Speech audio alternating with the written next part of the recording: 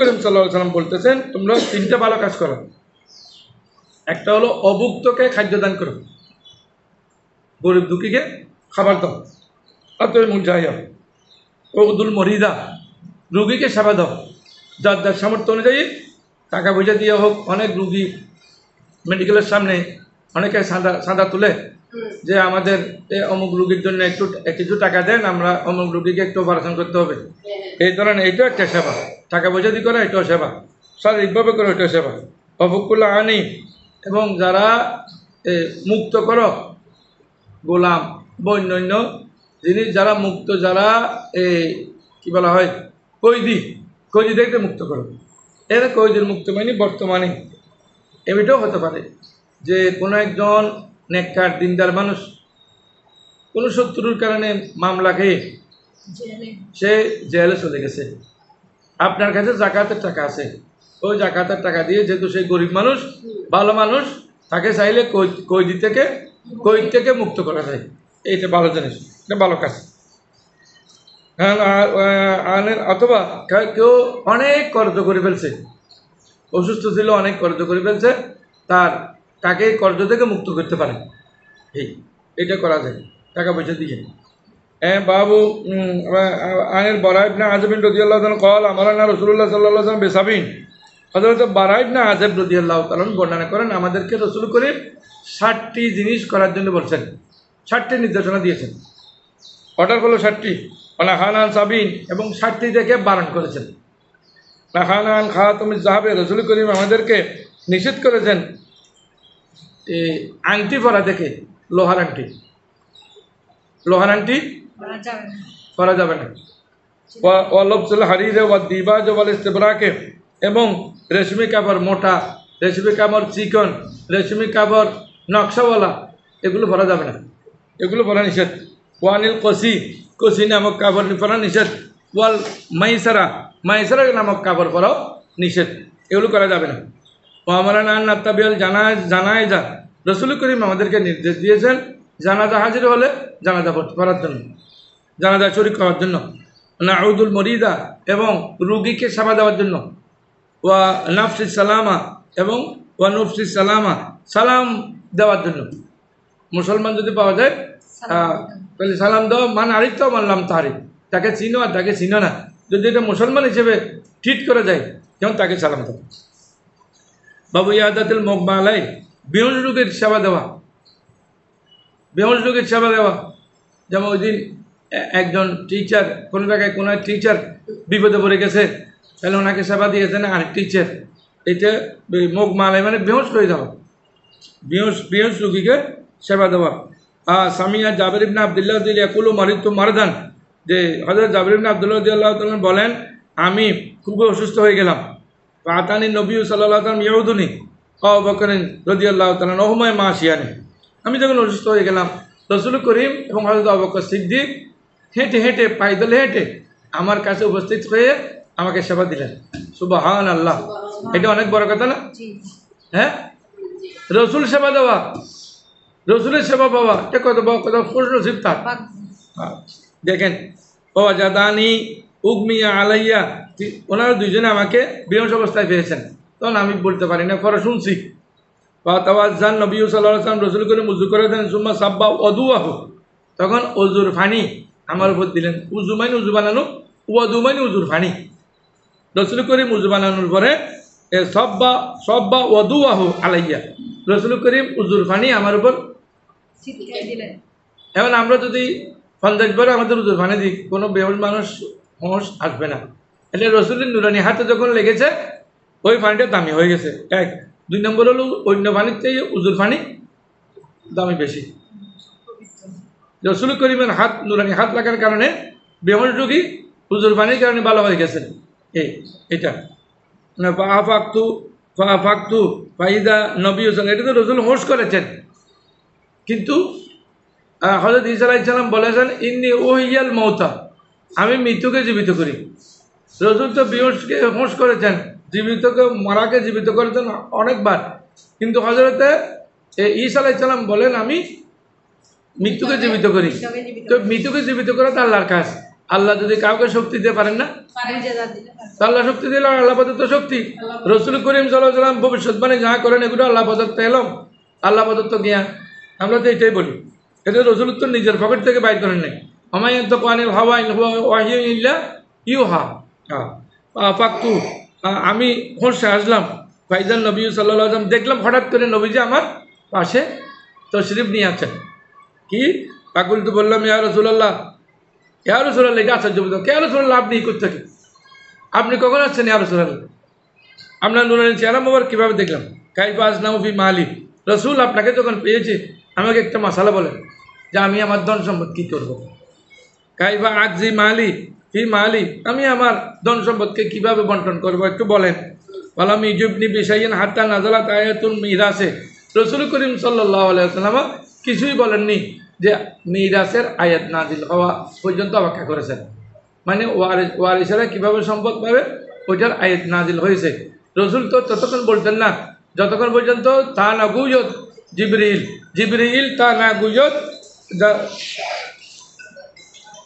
জিবরিল অতক্ষণ পর্যন্ত কথা বলতেন না যতক্ষণ পর্যন্ত আল্লাহ বলেননি। তাহলে আল্লাহ বলছেন এই আয়াতটা রসুল করিম অপেক্ষা করেছেন। বাবু ফদলে মাইয়ুসরা ও মিনা দিয়ে, এইটা হলো আরও সুন্দর। দেখেন বর্তমান আমাদের দেশেও মির্গি রুগী আছে না, মির্গি রুগীর মর্যাদা ফজিলের সম্পর্কে আলোচনা। মির্গি রুগী, আল্লাহ আকবার, সব রসুল করিম কোনো সেক্টর কোনো বিভাগ বাদ দেন নাই, সবগুলো নিয়ে আলোচনা করেছেন। হ্যাঁ, পাওয়ালা ইবনে আব্বাস রাদিয়াল্লাহু তাআলা আলা উরিকা ইমরাতান মিন হালিল জান্নাহ, যে আমি এই উরিকা ইমরাতান মিন হালিল জান্নাহ, আল্লাহ রসুল বললেন, হযরত আব্দুল্লাহ ইবনে আব্বাস রাদিয়াল্লাহু তাআলা থেকে বর্ণিত, উনি বলেন যে আমি তোমাদেরকে, রসুল করিম বললেন, আমি তোমাদেরকে একটা জান্নাতি মহিলার সুসংবাদ দিব, যে মহিলা জান্নাতে যাবে আমি বলে দিব। অথচ জান্নাত কোথায়, জান্নাতের মালিক তো আল্লাহ, দিচ্ছেন কে? জান্নাত কখন পাবে সুসংবাদ দিচ্ছেন কে? উনি যে জান্নাতে যাবেন রসুল জানে কেমনি? আল্লাহ জানাইছেন, এটা এলমে গায়েব। এলমে গায়েব মানে আমরা জানি না, আল্লাহ ওনাকে জানাইছেন, উনি আমাদেরকে, রসুল করিম আমাদেরকে বলেছেন, এটা অদৃশ্য জ্ঞান। কুলতু বালা, হ্যাঁ ইয়া রাসূলুল্লাহ বলেন, ওয়ালা হাযিল মারাতু সৌদা, এই কালো মেয়েটি আতাতিন নবিয়া, যিনি নবীর কাছে এসেছেন, ফাকালা বললেন, ইন্না আসরাও ইয়া রাসূলুল্লাহ, আমার তো মির্গি রোগ আছে, আমি মির্গি রোগী, মাঝে মাঝে আমার মির্গি রোগটা এই বেশি হয়, বেড়ে যায়, বৃদ্ধি হয়। হয়নি আতাকাশ সাবু ইয়া রাসূলুল্লাহ, যখন রোগ আক্রান্ত হয়ে যায়, পড়ে যায় আমি, তখন আমার সতর উঠে যায়, আমার সতর তখন উঠে যায়, আমার কাপড় চোপড় তখন ঠিক থাকে না, আমি জানি না। ইয়া রাসূলুল্লাহ ফাদুল্লাহ আলী, ইয়া রাসূলুল্লাহ আমার জন্য একটু দোয়া করেন, আমার জন্য একটু দেখেন, আমার কাপড় চোপড় যাতে উঠে না যায়। দেখেন কাপড় চোপড় না ওঠার জন্য উনি দোয়া করতেছেন, আর আমরা ইচ্ছে করে কাপড় চোপড় খুলে এদিকে সেদিকে আমাদের মা বোনেরা বেড়াতে চায়, পুরুষেরা হাফ প্যান্ট পরে এদিকে সেদিকে বেড়াতে চায়, ফুল প্যান্ট পরলো মাঝে মাঝে এখন ছিঁড়ে দেয়, এটা হলো আমাদের দেশের ফ্যাশন। আপনার যে ছোট দেখা যায়, আপনি যে ছিঁড়ে দিলেন, আপনি যে কেটে দিলেন, এই প্যান্ট পরলেন, আপনার কি রেখাই আছে? রেখাই পাবেন না, পাবেন না, ছোট দেখা যেতে পারবে না। ওল পাওয়ালা রসুল করিম বললেন, দেখেন ইন শীতে সবারতে, তুমি যদি ধৈর্য দান করতে পারো, ধৈর্য দান করলে ওয়ালাকিল জান্নাতু, তোমার জন্য জান্নাত অবধারিত আছে। তুমি মৃগী রোগী এটা যদি ধৈর্য ধারণ করে যদি আস্তে আস্তে যদি তুমি চালিয়ে যাও, তুমি যদি মৃগী রোগী সহ্য করে যাও, আল্লাহ তোমার জন্য জান্নাত রেখেছেন। অথবা পাই সেইটি দাওয়াতুল্লাহ আফিকে, আর যদি তুমি চাও আমি আল্লাহর কাছে দোয়া করে তোমাকে ভালো করে দিতে পারি। তাহলে আমরা বলি বিজ্ঞানীদের বিজ্ঞানী আমাদের নবীজি, আমাদের নবীজি হিসাবে খামত দিয়ে যাও বকর সিদ্দিককে ওখানে পানি লাগানো নিষেধ, কিন্তু আমাদের নবী তো মুবারক লাগাই দিয়েছেন, তো তোমার এটা পানি না, এটা দুনিয়ার কারোর সাথে চিকিৎসা মিলবে না। এটা এমন মেডিকেল, যে মেডিকেল পৃথিবীর মধ্যে আর কোনো জায়গায় নাই। তো বলছেন এটা রসুলের দোয়া, এমন দোয়া যে আমি তোমাকে ভালো করে দিতে পারি।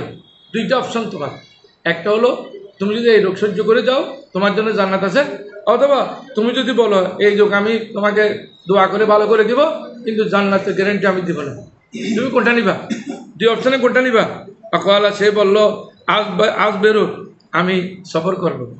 ইয়া রাসূলুল্লাহ আমি জান্নাত নিব, আমি দুনিয়া চাই না, দুনিয়া তো ক্ষণস্থায়ী, আজকে আছে কালকে নাই, কিন্তু আমি আসতে যেটা জান্নাত এটা নিব, আমি ধৈর্য ধারণ করবো।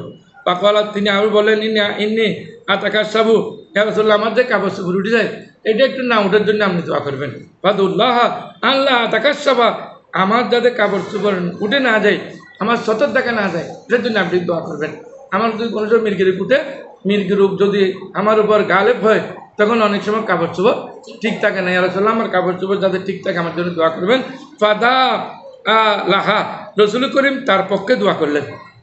দেখেন আমাদের এখানে শিক্ষণীয় একটা বিষয় হলো আমরা তো হলে নগদ নারায়ণ জগতে যা পাই আসলে আমার রোগ ভালো হোক আমি দোয়া করে দেন পরবর্তীতে পরকালে জান্নাত পাইলে কি জান্নাত পাই এটা পড়া হয় আমরা এটা বলতাম নাউজুবিল্লাহ মিন জালিক কিন্তু উনি বলছেন কথা চালাক মহিলা উনি বলছেন আমি জান্নাত চাই আর দুনিয়াতে কদিন বাঁচবো আমি জান্নাত চাই তাহলে আমরাও চাইলে কোনটি চাইব জান্নাত চাইব ইন্নাহু রাআ উম্মা আখবারানি আতাউন আতা রাদিয়াল্লাহু তাআলা বলেন আন্নাহু রাআ উম্মা জুফরকে তিনি দেখেছেন তিলকে ইমরাতুন তবিলা সৌদা আলা সিতরিল কাবা যে তিনি দেখছেন এই দীর্ঘকায় মহিলাকে আল্লাহর ঘরের এই পর্দাটা ধরে আছে একটা কালো গিলেপ আছে না ওনার কালো গিলেপটা ধরা অবস্থায় দেখেছেন বাবু মিন ফজলে মান জাহাবা বাসারাহ যার চোখ চলে যায় তার মর্যাদা সম্পর্কে দেখেন তাই তো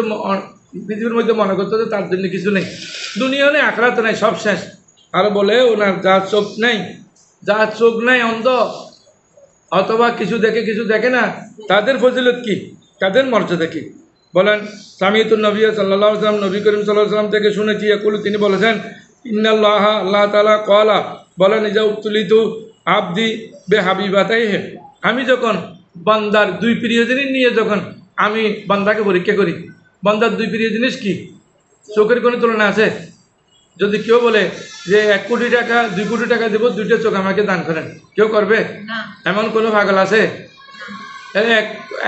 2 কোটি তো চোখের দাম আছে আমাদের কাছে আল্লাহ দিয়েছেন মফত ইবাদত করার জন্য বলেন দুইটা প্রিয় জিনিসের বান্দার ব্যাপারে আমি পরীক্ষা করবো আল্লাহ বলেন ফাসাবারা যদি সেই ধৈর্য ধারণ করে আবস্তুহু মিনহুমাল জান্নাহ এই সেই অন্ধত্বের কারণে যাকে আল্লাহ দুনিয়াতে চোখ দেয় নাই বলছেন আল্লাহ রসুল এর পরিবর্তে তাকে জান্নাত দেওয়া হবে সুবহানাল্লাহ সে জান্নাত পাবে আমরা তো আধা খানা ওদার দুশমন বলি নাউজুবিল্লাহ এটা বলা যাবে না আধা খানা ওদার দুশমন না আধা খানা তো জান্নাতি ওদার মেহমান ব্যস্ত মেহমানেরা ইরিদু আইনাই হে এই দুইটা দিয়ে দুইটা প্রিয় জিনিস বলতে এখানে উদ্দেশ্য হলো দুটি চক্ষু তা বাহু আসাস ইবনে জাবির ও আবু জালালিন যা আন ইয়াদাতিন নেসা এইটা বলে আমি শেষ করতে চাই বাবু ইয়াদাতিন নেসা আর রেজালা ও আদাত উম্মুদ দারদা রজুলান মিন আহলিল মসজিদে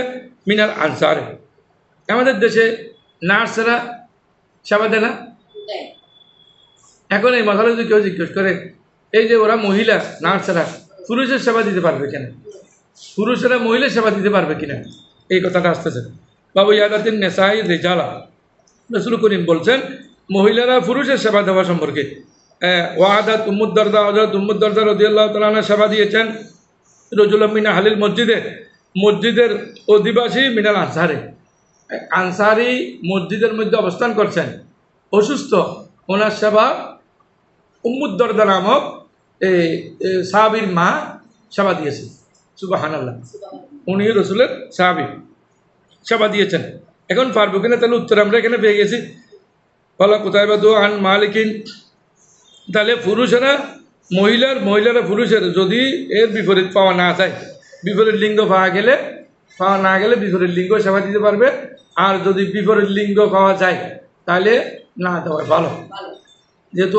আগেকার যুগের মানুষেরা বর্তমান যুগের মানুষের মধ্যে অনেক তফাৎ হয়ে গেছে যাত্রা যদি কাউকে নিজের ঘরে যদি কাউকে থাকতে দেন বিপদে পড়ছে লোকটা কিন্তু আপনাকে বিপদে ফেলে চলে যাবে ওই ঘরে যারা আছে তাদের সবাইকে জবা করবে না হলে ওদের সঙ্গে সাথে যা আছে সবগুলো নিয়ে যাবে তাইলে এখন আগের মতো নাই আগেকার দিনে তো মানুষ ঘরে ডেকে রাখতো খাবার দিত মেহমান খানা থাকতো এখন এখানে আগের যুগ থেকে এই যুগ বর্তমান অনেক যুগ খারাপ হয় নাই আমাদের মানুষ খারাপ হয়ে গেছে তাহলে আমরা আজকে এখানে আলাপ করলাম 5652 পর্যন্ত আজকে আমরা আলোচনা করলাম আল্লাহ রাব্বুল আলামিন আমাদেরকে আমল করার জন্য হাদিস শরীফ অনুযায়ী তৌফিক দান করুক আমিন ওয়া আখিরু দাওয়ানা আলহামদুলিল্লাহি রাব্বিল আলামিন আসসালামু আলাইকুম ওয়া রাহমাতুল্লাহি ওয়া বারাকাতুহু। আসসালামু আলাইকুম।